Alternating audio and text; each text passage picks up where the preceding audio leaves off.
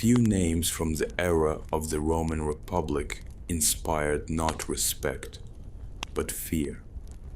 Not fear of the army, nor of the barbarians, but of a man who, by law, was considered a thing. Spartacus was not a king, nor was he a general of Rome. He had neither citizenship nor the right to vote.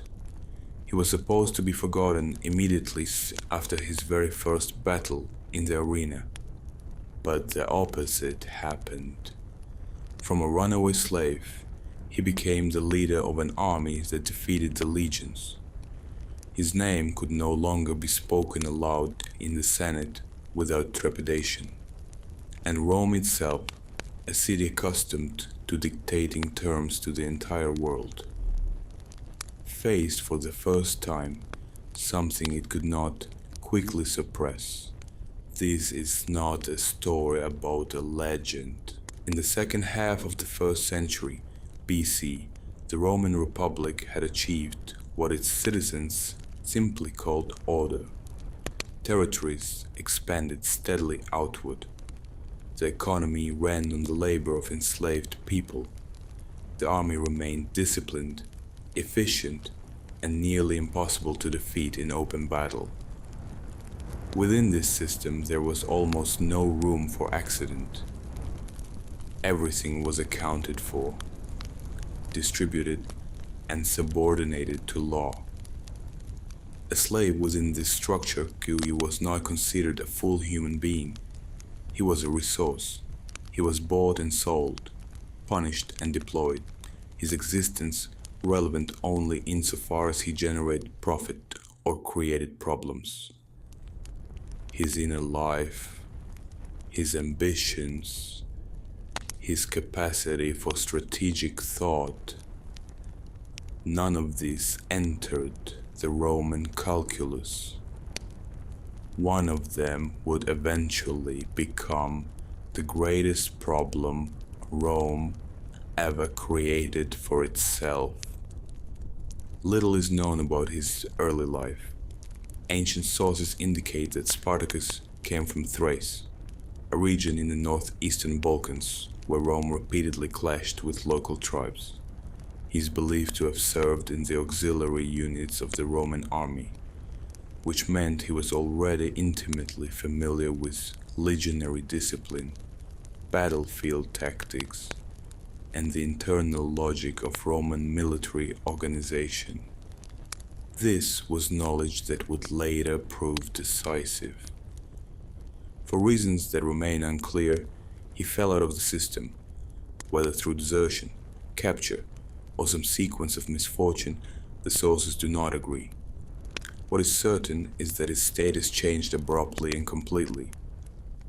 From soldier he became commodity. He was sold and transported to a gladiatorial school in Capua, a place where men were systematically trained to die in public for the entertainment of crowds. Gladiatorial schools were not chaotic institutions.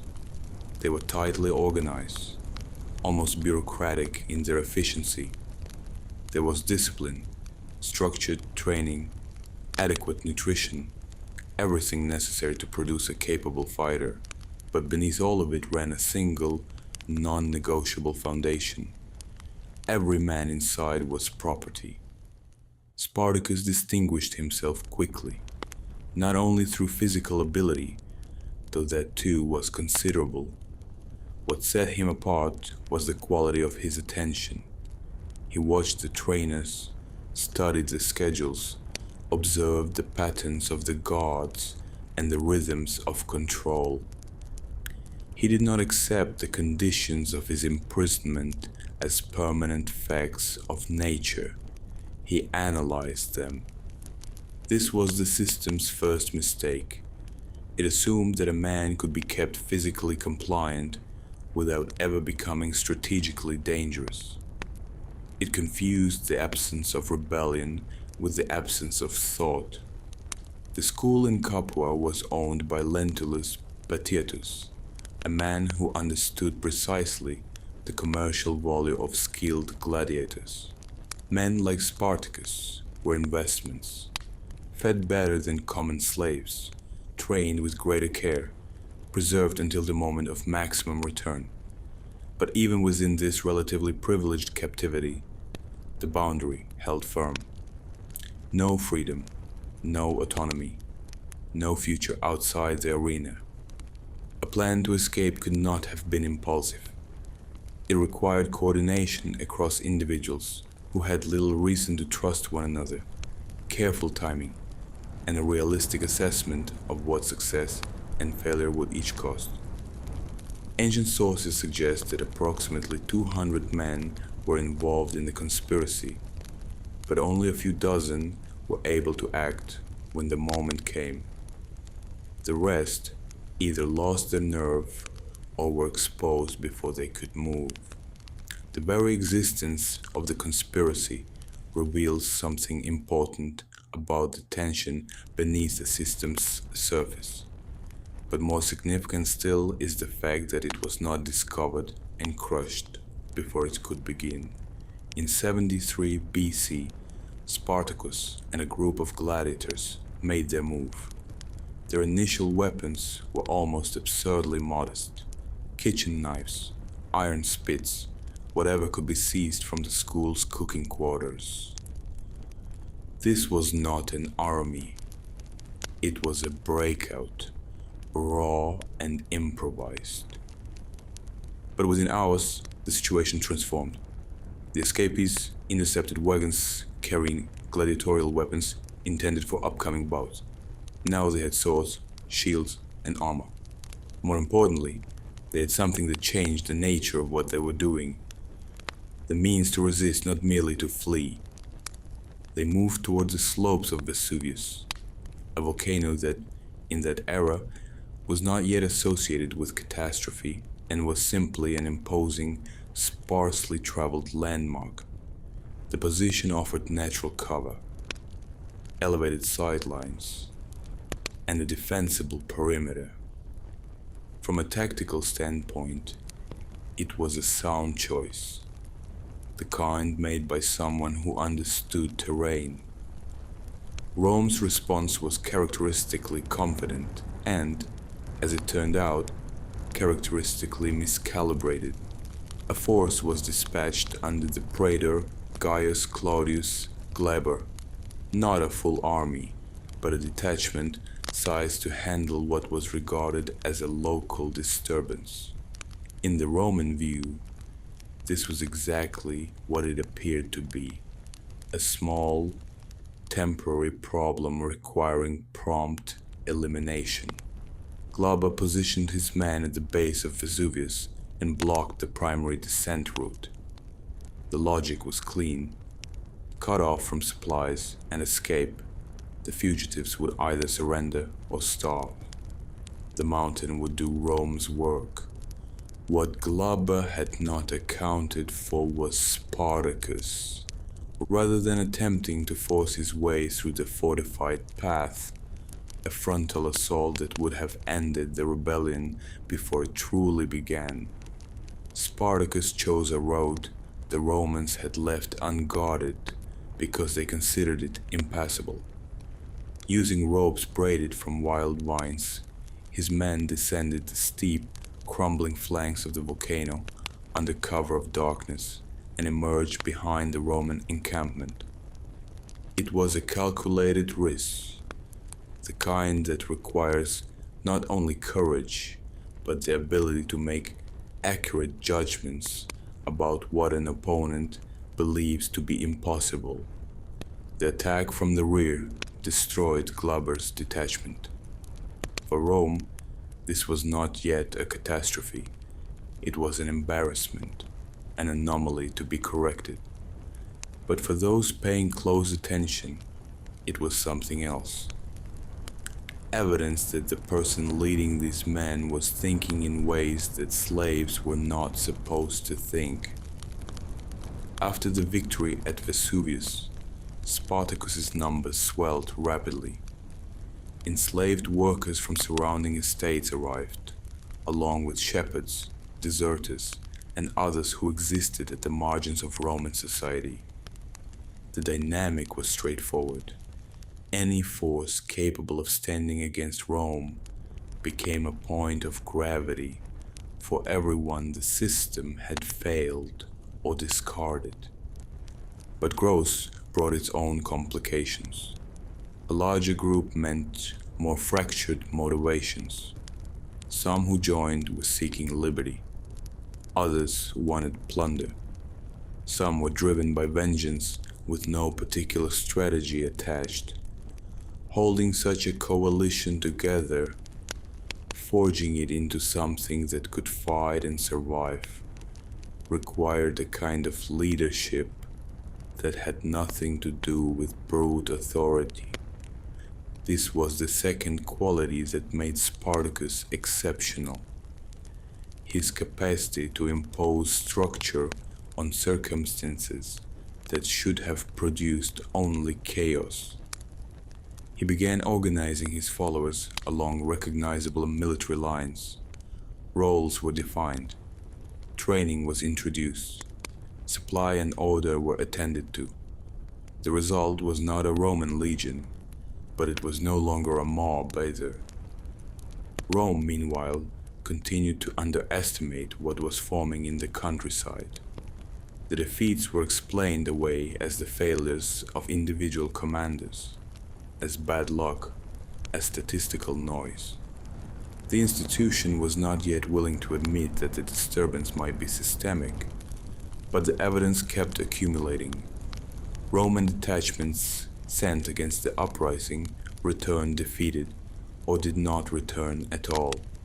Not always in decisive engagements, but consistently, persistently, in ways that did not fit the narrative of a problem winding down. By the end of this first phase, something had become undeniable. What was happening could not be neatly categorized by existing Roman frameworks. This was not an external invasion. It was not an elite conspiracy or a political coup. It was a movement from below, rising from the part of society that Rome had classified as non-historical, as background, as infrastructure. That was precisely what made it dangerous. While the Senate deliberated on how to respond, Spartacus continued to act.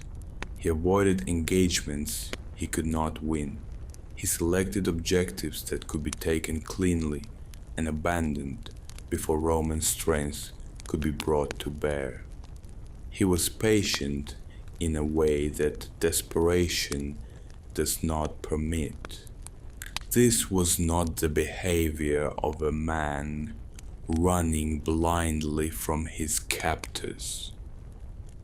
This was the behavior of a man who understood exactly what he was up against and was deciding carefully what to do about it.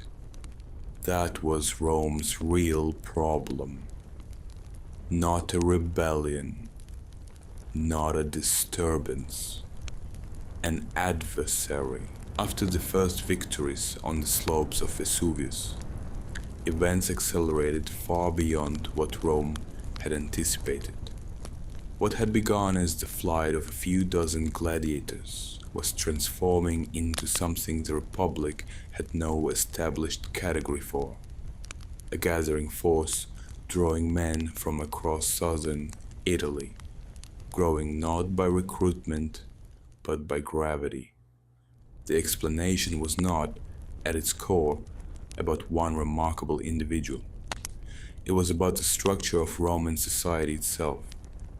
Enslaved people were everywhere, working the agricultural estates, laboring in mines, serving in private households across the peninsula.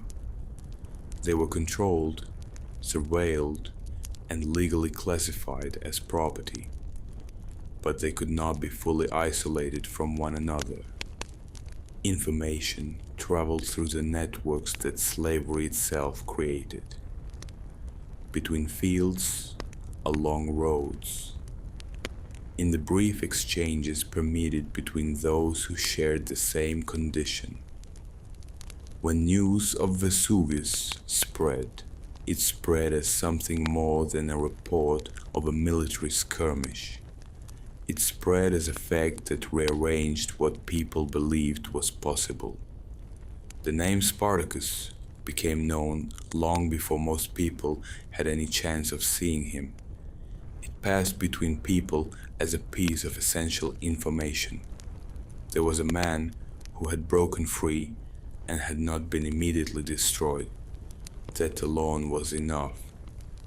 The question that slavery constantly imposed, is there any point, had received, for the first time in living memory, a concrete answer.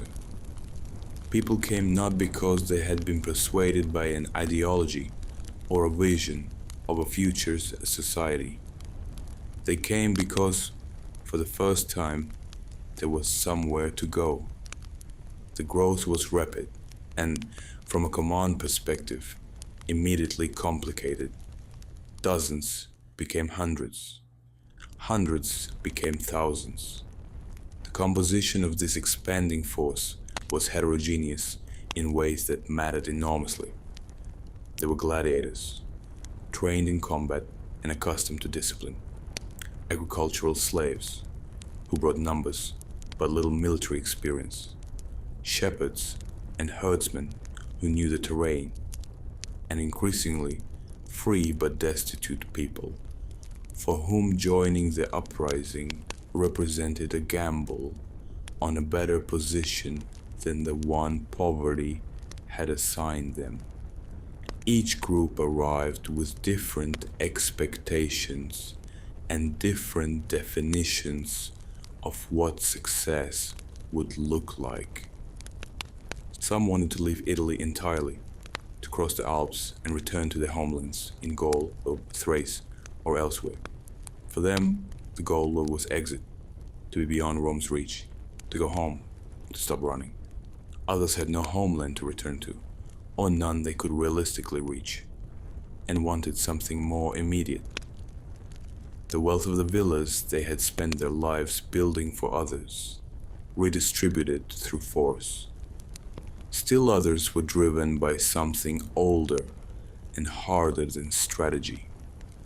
They wanted to find the men who had owned them, and they wanted those men to understand what that had cost. Holding these motivations in a single coherent direction was perhaps the most difficult challenge Spartacus faced throughout the entire campaign. Military skill could win battles. It could not, by itself, resolve the centrifugal pressures of a mass movement built from desperation. Ancient sources mention other leaders within the uprising, most notably Crixus, a Gallic gladiator who commanded significant loyalty among his own people. This suggests that authority within the rebellion was never fully unified. It was negotiated, contested, and maintained through a combination of military success and personal standing rather than any formal structure. As long as the victories continued, the coalition held. The moment they did not, fracture was always close. Despite this, Spartacus managed through the middle period of the war to maintain a general coherence of movement. His tactical approach remained consistent with the principles that had worked at Vesuvius. Prioritize mobility, avoid engagements where Roman numerical and logistical advantages would be decisive, strike quickly at targets that could be taken and stripped of resources before reinforcements arrived. It was a strategy suited to a force that could not afford attrition, one that needed to keep moving to stay alive. Rome's response underwent a significant escalation. The early phase of improvised detachments and understrength Praetorian forces was over. The Senate now dispatched consular armies, forces commanded by the Republic's highest magistrates, carrying the full institutional weight of Roman military power. The acknowledgement was implicit but unmistakable. This was no longer a domestic disturbance to be handled administratively. It was a war. On paper, the mismatch remained overwhelming. Roman legions were the most consistently effective military force in the known world, disciplined, experienced, supplied through a logistical infrastructure that no slave army could replicate. The conventional wisdom held that no irregular force could sustain itself against them in the field. The conventional wisdom continued to be wrong. In a series of engagements spread across southern and central Italy, Roman armies suffered defeats. The causes varied. Commanders who underestimated what they were facing, tactical miscalculations on difficult ground, the simple failure to respect an opponent who had demonstrated repeatedly that he knew what he was doing. The outcomes, however, were consistent enough that they could no longer be explained away as anomalies. Psychological effect in Rome was significant and should not be underestimated.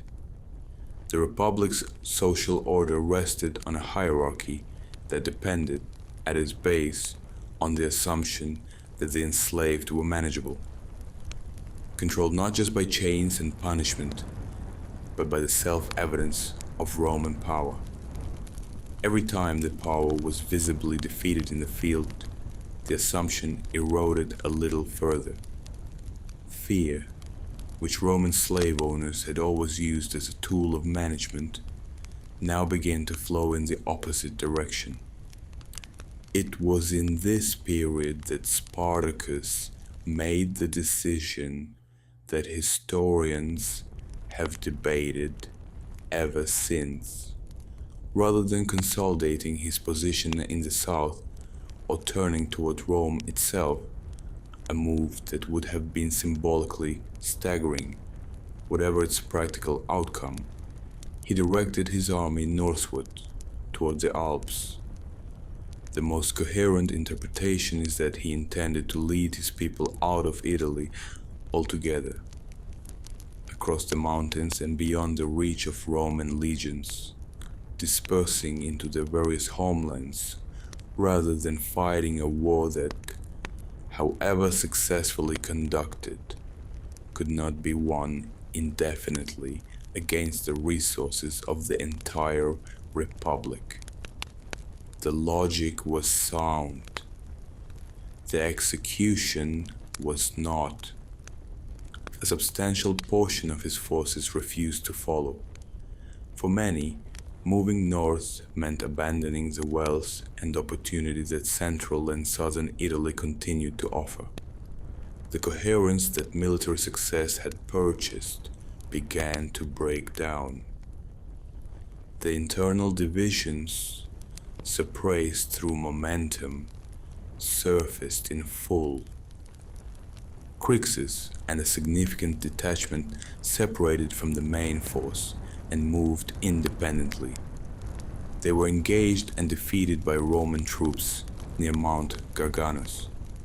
It was the first major military loss suffered by the rebellion, and more damaging than the casualty count alone, because it demonstrated what happened when the coalition fragmented. Without coordination, even a large and capable force became vulnerable in ways that a unified command would have prevented. Spartacus, by several accounts, responded with sharp deliberateness. He continued his operations, reasserted discipline, and, in a gesture that communicated something important about his understanding of the moment, reportedly forced Roman prisoners to fight as gladiators at funeral games held in honor of the dead. It was a pointed inversion. The spectacle that Rome used to display its dominance turned back against it. The symbolism was not lost on anyone. His army remained a formidable fighting force. It continued to win engagements, but the trajectory had shifted in ways that battlefield victories alone could not correct. The high water mark of the rebellion's internal cohesion had passed. In Rome, the Senate arrived, slowly and reluctantly, at a conclusion that the preceding 2 years had made unavoidable. The standard approach was not working. What was required was not another consular army dispatched with the expectation of a quick resolution. What was required was a commander who understood the problem in full, who would treat the destruction of Spartacus not as a punitive expedition, but as a strategic objective to be pursued with complete resources and complete commitment. The man the Senate turned to was Marcus Licinius Crassus, one of the wealthiest and most politically calculating figures in Rome, a man who had watched the entire crisis with the cold attention of someone waiting for the right moment to act. For Spartacus, this appointment meant something precise. Until now, Rome had been responding. From this point forward, it would be pursuing. His army had never been stronger in numbers, but strength in numbers, without the internal coherence to direct it, is not the same thing as power. The victories were real. The foundation beneath them was beginning to give way. He could still win battles. Whether he could win the war was a different question entirely, and one for which, for the first time, the answer was genuinely uncertain. By the opening months of 71 BC, the war against Spartacus had ceased to be a problem of law enforcement and become a question of institutional survival. For 2 years, the most powerful military republic in the world had dispatched army after army against a force composed largely of enslaved men with no professional training, no supply infrastructure, and no state apparatus behind them. The results had been humiliating enough that the Senate could no longer frame what was happening as an anomaly. Something fundamental had gone wrong, and Rome knew it. The decision to place Marcus Licinius Crassus in command represented more than a personnel change. It was an acknowledgement that the entire approach required recalibration. Crassus was not a general celebrated for battlefield brilliance in the manner of Rome's great war heroes. He was something rarer and, in this context, more useful. A man of exceptional organizational intelligence who understood that the solution to a problem of this scale was not a single decisive engagement, but a sustained, methodical application of overwhelming pressure. He did not want glory, he wanted resolution. His first act as commander was to address the condition of the Roman forces themselves. After years of unexpected defeats, the legions operating in southern Italy were demoralized in ways that went beyond ordinary battlefield fatigue.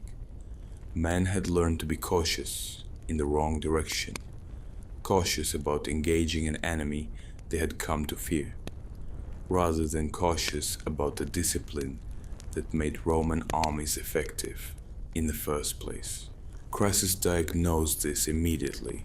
His response was the decimation of units that had retreated without orders, a practice from Rome's earlier military tradition, brutal even by the standards of the time, in which one soldier in 10 was selected by lot and executed by his own comrades. It was not primarily a punishment. It was a reorientation of fear. Crassus understood that soldiers who were more afraid of their own commander than of the enemy they faced would fight differently. The message traveled through every unit under his command, with the speed and clarity that only extreme measures produce. The calculus had changed. Retreat was now the more dangerous option. This was the foundation on which everything else would be built. Spartacus, during the same period, was managing a set of pressures that had no clean solution. His army remained large, estimates vary, but the force under his command was substantial enough to require serious logistical attention, but its internal coherence was under constant strain. The diverse motivations that had drawn people to the rebellion in its early victorious phase had not resolved themselves into a unified purpose. They had merely been held in tension by momentum and success. As the strategic picture became more constrained, the tension intensified. He continued to maneuver, avoiding the kind of set-piece engagement where Roman discipline and numerical weight would be most decisive. This had been the correct approach throughout the campaign, and he did not abandon it simply because the circumstances had changed. But Crassus, unlike the commanders who had preceded him, was not susceptible to the same tactical patience being turned against him. He refused to be drawn into engagements on Spartacus's terms. He matched patience with patience, and backed it with resources that Spartacus could not replicate. The plan that Spartacus appears to have developed during this period, crossing to Sicily, was strategically coherent in a way that his critics have sometimes failed to appreciate. Sicily was not merely an island. It was a place with living memory of large-scale slave resistance. Two major revolts had shaken the island within the previous half-century, and the conditions that had produced them had not fundamentally changed.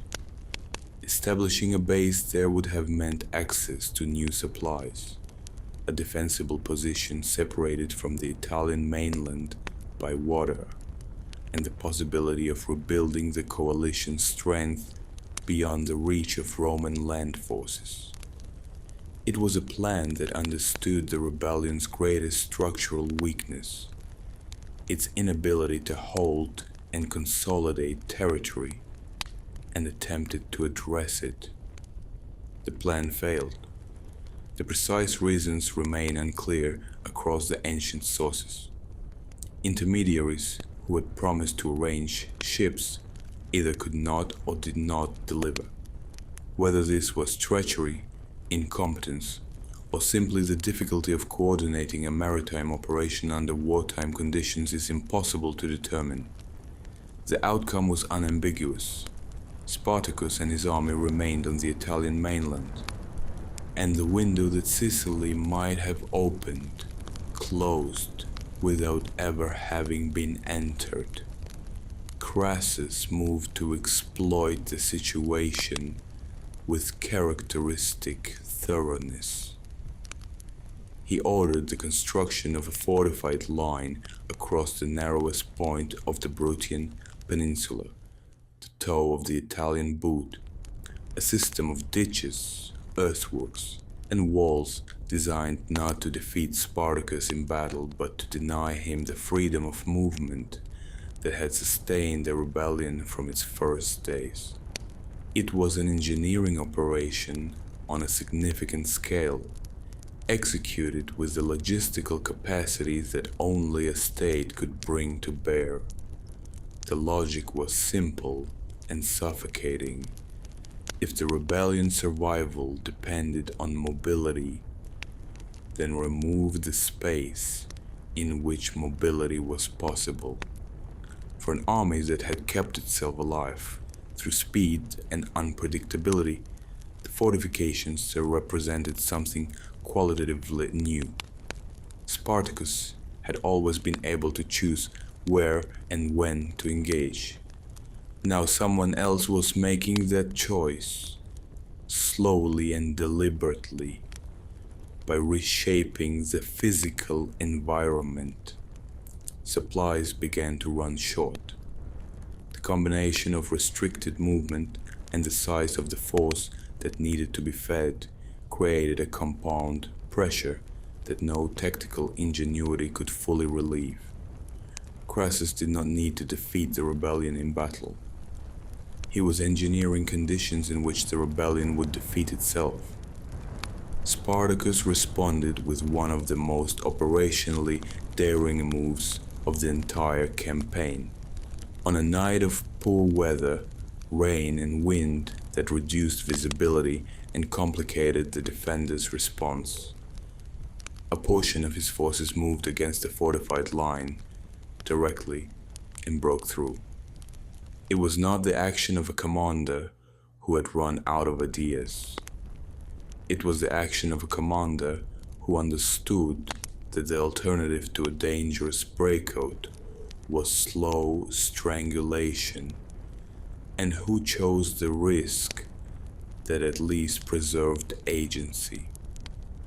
The breakthrough succeeded. The army regained open ground, but the cost of the operation in casualties, in the disorganization that follows any forced night assault on fortified positions, in the sheer accumulated exhaustion of men who had been under sustained pressure for months, was not negligible, and the strategic situation, even after the escape, was not what it had been before the trap was set. Crassus had demonstrated that he could constrain Spartacus in ways that previous commanders had not. That knowledge did not disappear with the breaking of one defensive line. The arrival of additional Roman forces added a new dimension to the pressure. Pompey's legions, returning from campaigns in Spain, were moving into position. The prospect of being caught between multiple converging armies, Crassus pressing from one direction, Pompey approaching from another, was not a problem that tactical skill alone could navigate. It was a problem of arithmetic, and the arithmetic was not favorable. Spartacus understood this. The sources, fragmentary as they are, suggest he made attempts to negotiate, seeking either terms or time, or perhaps simply testing whether Rome had any interest in an outcome that did not require the complete destruction of his army. Rome did not. The Republic's investment in this war was no longer purely military. It had become demonstrative. What needed to be established for the stability of the entire slave-based order was not merely that this particular rebellion had been suppressed, but that such rebellions could not succeed. Compromise would have undermined the very lesson the Senate needed the outcome to teach. Inside the army, the mood had shifted to something that all the discipline in the world could not fully manage. Men who have fought for 2 years and watched their strategic options narrow understand, without being told, what the narrowing means. Morale in such conditions is not maintained by optimism.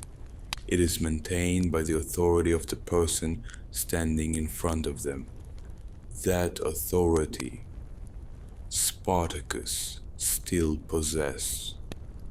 He did not dissemble about the situation.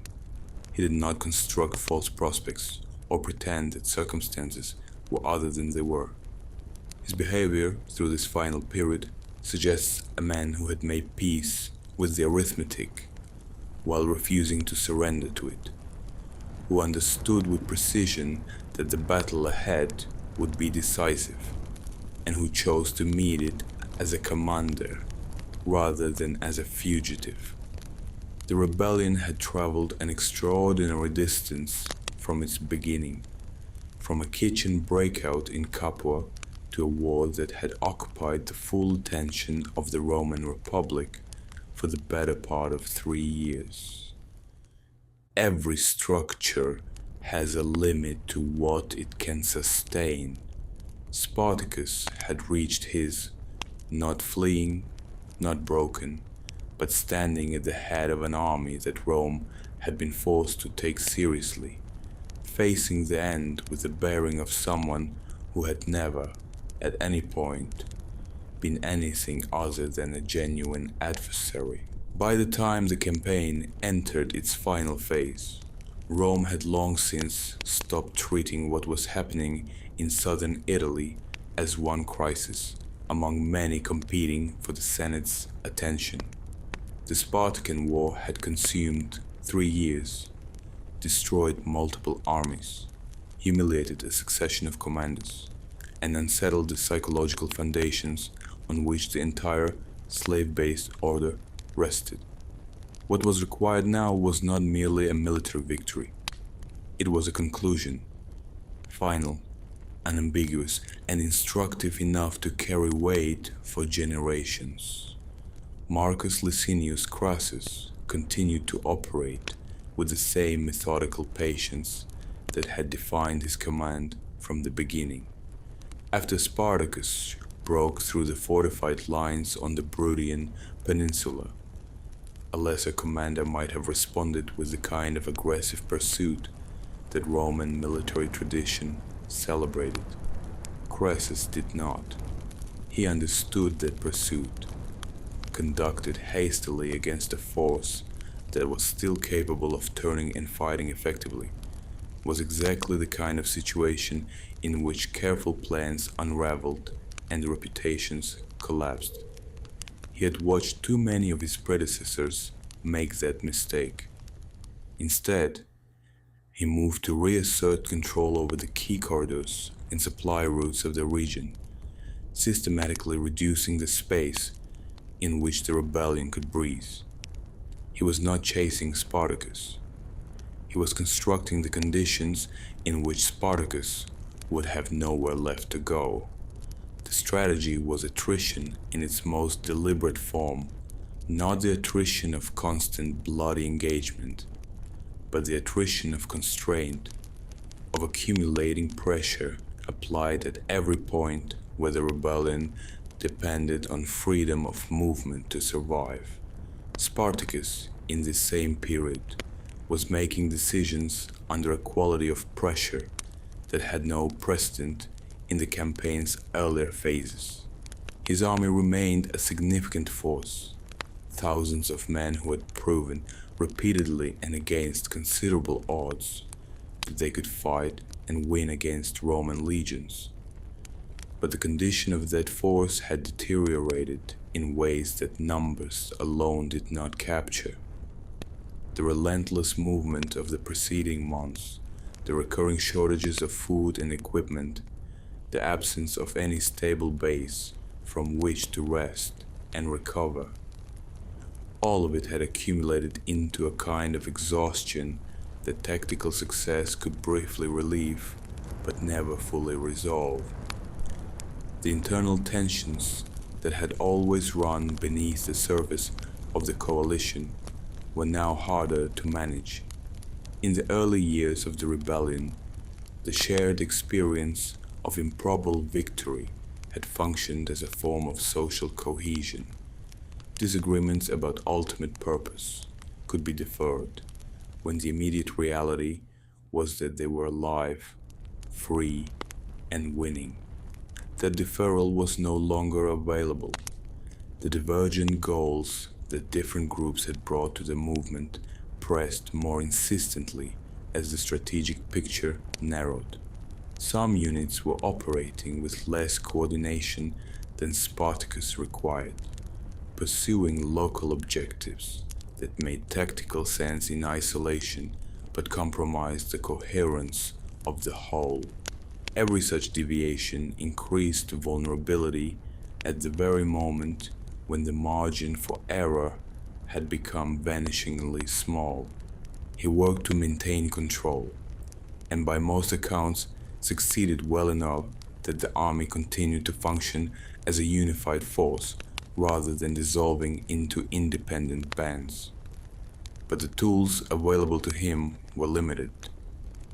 He had no institutional structure of the kind that allowed Roman commanders to enforce obedience through the weight of an entire state apparatus. What he had was personal authority, the credibility that came from having led this army from a kitchen breakout to a 3-year war against Rome, from having made decisions under pressure that turned out to be correct often enough that men continued to follow him. In the final phase of the campaign, that authority was the last structural resource he possessed, and he spent it carefully. He did not retreat into passivity. The engagement record from this period, fragmentary as the ancient sources are, suggests a force that was still generating genuine tactical problems for its opponents. Spartacus continued to use terrain knowledge, speed, and a kind of flexible responsiveness that comes from an army accustomed to operating without the rigid formations that Roman tactical doctrine required. There were local successes, ambushes, rapid strikes against exposed detachments, maneuvers that forced Crassus to pay attention and adjust. But each of these successes was exactly that, local. They created no strategic opening. They relieved pressure temporarily without changing the fundamental balance. The rebellion could still sting. It could no longer redirect the course of events. Crassus, watching all of this from the perspective of a commander who had decided at the outset that he would not be hurried, continued to avoid the trap of seeking the dramatic engagement that might have satisfied his ego but introduced unnecessary risk. His objective was not to demonstrate Roman military superiority in a single magnificent battle that had already been demonstrated often enough to be unremarkable. His objective was to bring the war to an end in a way that left no loose threads. He controlled the key routes. He managed the timing. He waited for the moment when an engagement would occur on terms that made the outcome as close to certain as warfare ever permits. The flow of reinforcements to Spartacus had effectively ceased. The surrounding countryside, which in the rebellion's early phase had seemed to offer an inexhaustible supply of people willing to risk everything for a chance at something different, had been progressively secured. The social conditions that had made the uprising possible had not changed, but the practical ability of enslaved and desperate people to reach the rebel army had been systematically reduced. The army could no longer replace what it lost. Crassus's forces could. The convergence of additional Roman armies added a temporal dimension to the pressure that was already spatial and logistical. Pompey's legions, fresh from Spain and moving into the theater, represented not just additional manpower, but a deadline. If Spartacus was still in the field when those forces arrived and linked up with Crassus, the encirclement would be complete in a way that even a successful breakout could not address.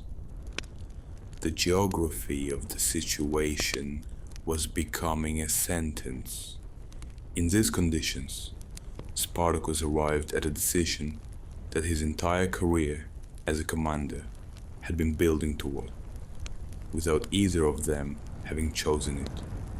He would accept battle on terms that were not fully of his choosing, against a force that held most of the material advantages, because the alternative, continued maneuver, continued evasion, continued attrition of his own strength, while Crassus was waited and Pompey approached, led to the same place, only more slowly and with less agency.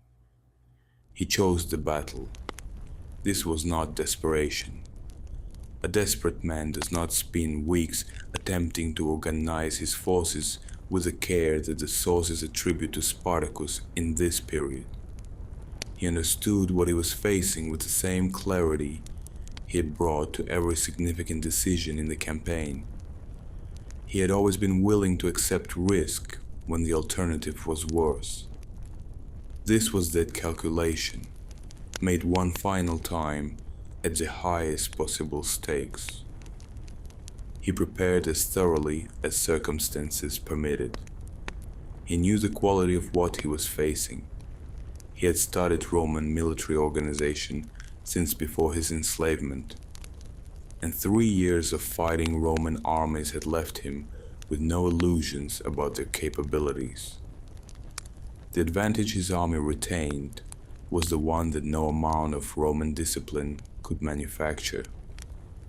The soldiers who followed him were fighting for something that mattered to them personally in a way that no legionary's pay or career could replicate.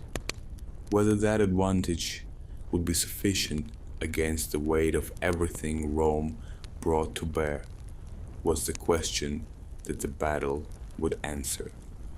Both sides understood, with the clarity that comes only at the end of long conflicts, what the engagement would mean.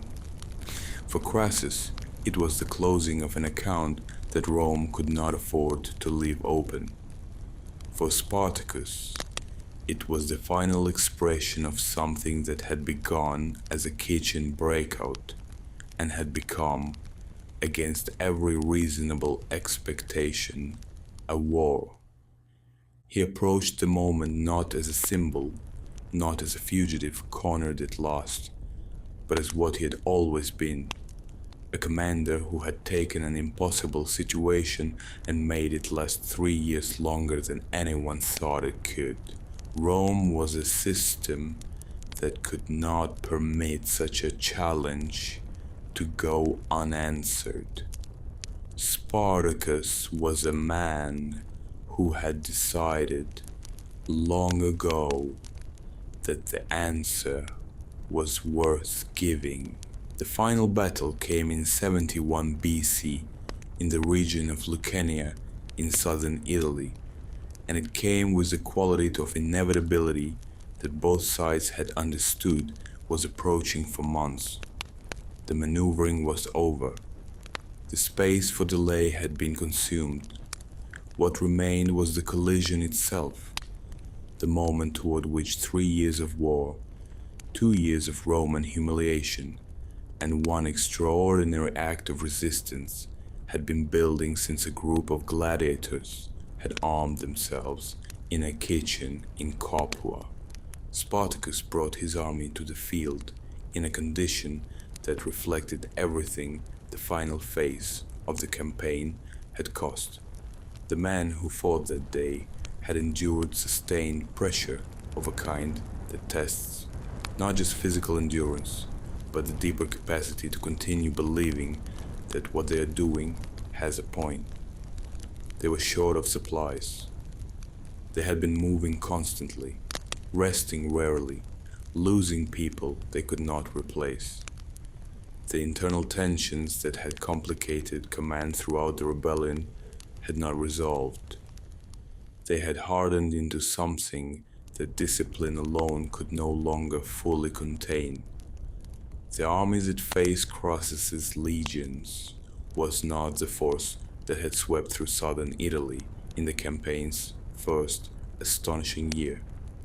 It was what remained of that force after Rome had spent 18 months methodically taking everything else away. And yet it was still dangerous. That fact is worth holding on to, because it is easy to read the end of this story backward and imagine a foregone conclusion that the participants themselves could not see with such clarity. Crassus did not take the field that day with any assumption of easy victory. He had watched too many Roman commanders make that assumption and pay for it. He deployed with the careful, somewhat cold precision of a man who intended to leave nothing to chance, formations maintained, flanks secured, reserves positioned, every contingency he could anticipate addressed before the first contact was made. The battle, by the accounts that have survived, was brutal, and, in the context of the 3-year campaign that preceded it, brief. This is the nature of decisive engagements when both sides understand that retreat is no longer a viable option. There is no maneuvering for advantage, no probing for weakness, no calculation of whether today's ground suits tomorrow's plan. There is only the collision and what emerges from it. Spartacus fought in the center of the action. Every account of his final battle places him there, not at the margins, not in a position from which escape might have been possible, but in the thickest part of the fighting. This is consistent with everything he had demonstrated across the entirety of the rebellion. A commander who led from proximity rather than distance, whose authority derived in part from the visible fact that he asked nothing of his soldiers, that he was unwilling to do himself. Whether this was a conscious choice about how the battle should end, or simply the expression of a character that had never been oriented toward self-preservation at the cost of something more important, the sources do not allow us to determine. What they record is the outcome. The rebel army was broken. Those who survived the battle itself were captured in the aftermath, scattered and hunted down in the hills and valleys of the region. Spartacus, according to the great majority of ancient sources, died in the fighting. His body was not definitively identified, whether because the carnage of the battle made identification difficult, or because those who had followed him could not bring themselves to surrender even his remains, or for some more prosaic reason that the sources do not record. The uncertainty surrounding his death became, in later centuries, the seed of various legends, but it changed nothing about what had happened. The rebellion was over. The army was gone. The war was finished. For Rome, the victory resolved the military question, but left the demonstrative work still to be done. Crassus understood, as he had understood everything about this campaign, that the message sent by the outcome needed to be legible, not just to the political class in Rome, but to every enslaved person across the Italian peninsula who had heard of Spartacus and drawn from his example the dangerous conclusion that resistance was possible. The military defeat needed to be accompanied by something that would work on the imagination, that would make the cost of rebellion present and visible in a way that outlasted the news of a single battle.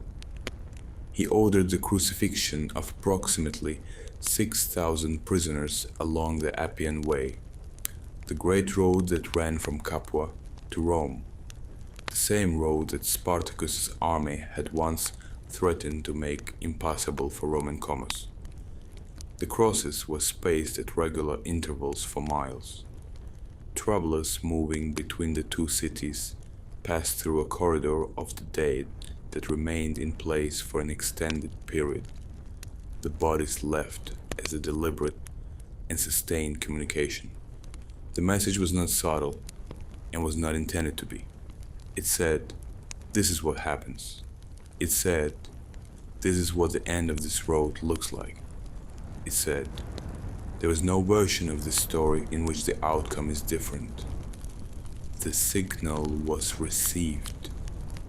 It was understood.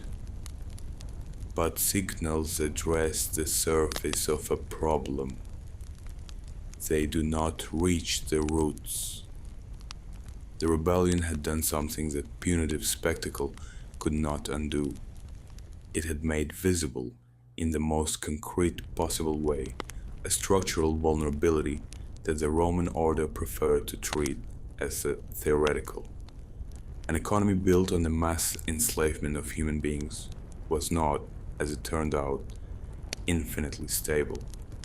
It required not just physical control, but psychological control, the maintenance, in millions of people simultaneously, of the belief that no alternative existed.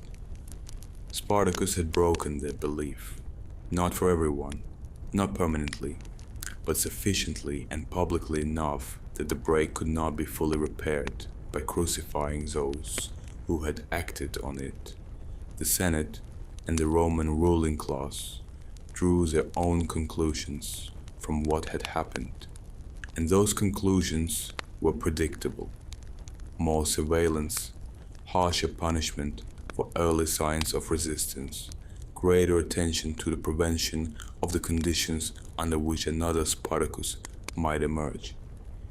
These were the responses available to a system that was not capable of questioning its own foundations.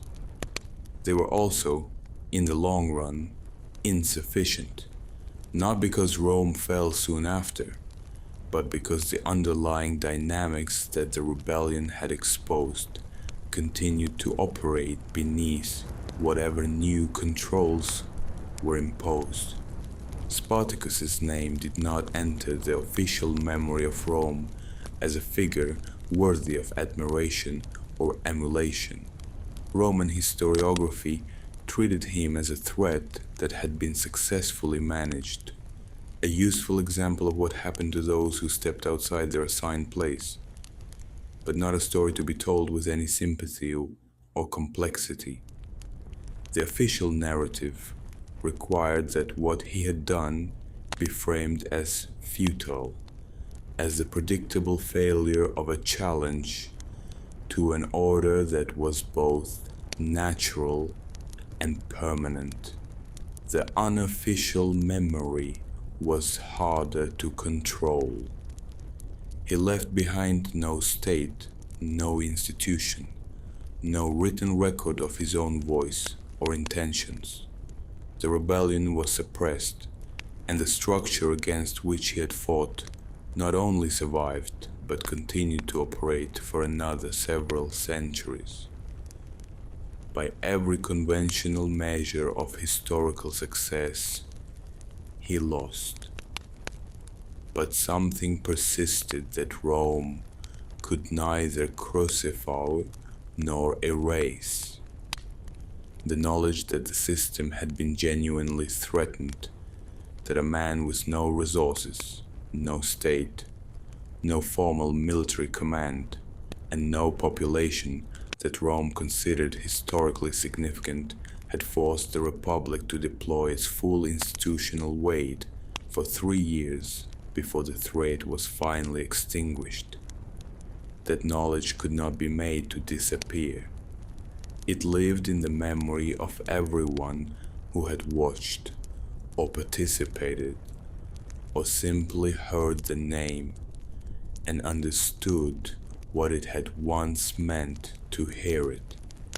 History does not always belong to those who win. The story of Spartacus is not a story of triumph. It is a story of what one person, starting from nothing, was able to force the most powerful institution in the world to reckon with. For the man, the limit of what was possible. For the system, the first clear proof that possible was not the same as permanent.